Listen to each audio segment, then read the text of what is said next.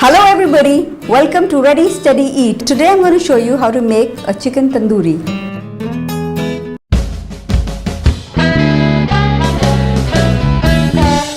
Wash your chicken nicely and pat dry it. After that we are going to make gashes with a sharp knife on the chicken and do the same on the other side as well. Do the same for all pieces. This will ensure that the marinade penetrates right into the chicken. And now for the first marinade, we are going to put some salt, red chilli powder, ginger paste, garlic paste and lemon juice.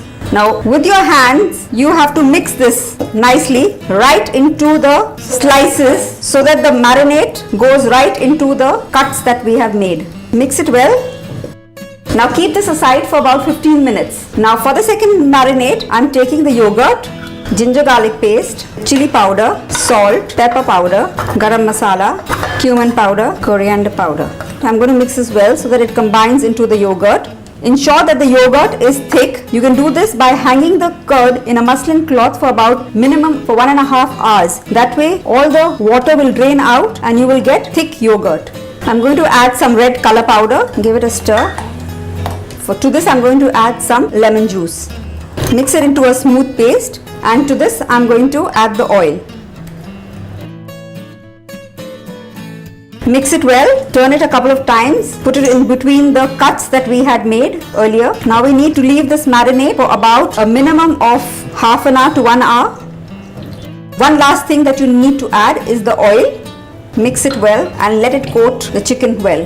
Now that this is done, we are going to refrigerate it and let it marinate. I have now marinated the chicken for about 2 hours and it's now time to preheat the oven. I'm going to preheat the oven to about 200 degrees centigrade. I've lined a roasting pan with some foil so that later it's easy to clean the drippings from the chicken. I'm going to place the chicken on the roasting rack one by one like this. Now that the oven is hot, I'm going to put the chicken into the oven. I'm going to grill these for about 20-25 minutes and then I'm going to change the side and I'm going to flip them over and again grill it for another 20-25 minutes till they are charred on the top. You will know that these are cooked not just by the aroma but also when the juices run dry, and when you cut near the bone you will find that the meat is tender. Wow, these look just awesome.